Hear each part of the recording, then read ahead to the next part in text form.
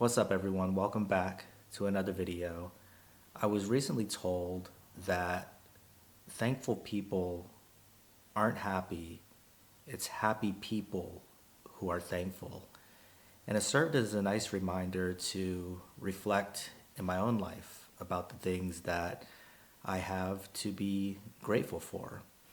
When I've made videos in the past, I've compared building up our gratitude mindset to the same way that we would build up our physical fitness. We start out small and gradually build our way up. And by building our way up, when it comes to gratitude, I just mean having a wider vision for what we're including into that definition. It's common to start with some of the more obvious things when we start to take this type of inventory. We may think about our family, our loved ones, our friends. Maybe we have a nice career, a nice home.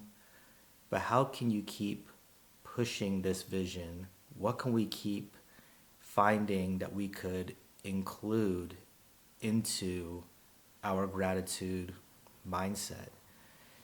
And when you start looking at it in this way, it really becomes limitless. If I'm thinking about where I am right now, it's not just the house that I'm in, the camera that I'm able to use to create this video, the fact that I'm filming it in good health when so many people are dealing with illness, sickness, disease, the air conditioning in this room, the books, the floor. We could keep pushing these concepts of what we're willing to be grateful for, and it just gets easier and easier. And before you know it, you could have a more general gratitude mindset. And to continue thinking about it the way that you would think about strength training, there's a use it or lose it quality that can be there as well. Not that you would truly lose it, but you just lose the mindset. It could fade away when you're not looking at how you can remind yourself about all of these things that you're fortunate to have.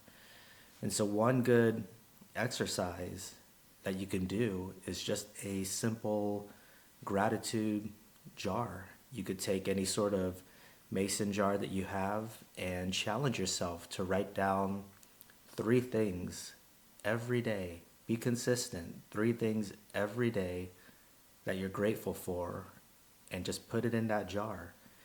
And like I just stated, you may begin with the more obvious examples, but when you're pushing yourself daily, you'll find more and more things to include that you realize you're grateful for, but may not have given it the proper attention.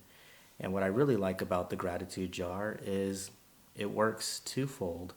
When you're going through these moments where you know you have a lot of things to be grateful for, but you're frustrated, right? The house that I'm grateful for is causing a financial burden maybe at one point in my life, or it's too hot, it's too this, my career is not going the way that I would like it to go. So many things that can create this darkness over us at certain points in time.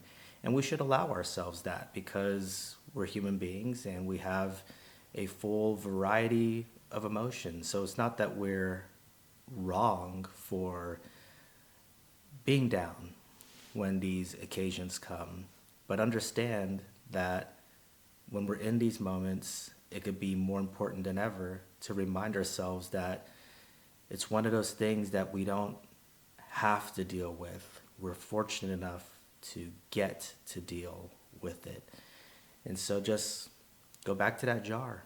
Pull out one of these things that you said you were grateful for and just remind yourself. Take out as many as you need to realize that maybe you're more fortunate than the majority of people on this planet. When you look at it in a large scope and you see how much suffering some people are having to deal with on a daily basis.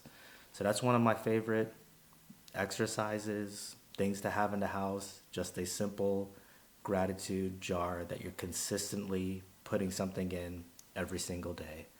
That's all I got for this one. I appreciate you guys watching, and I'll talk to you in the next video.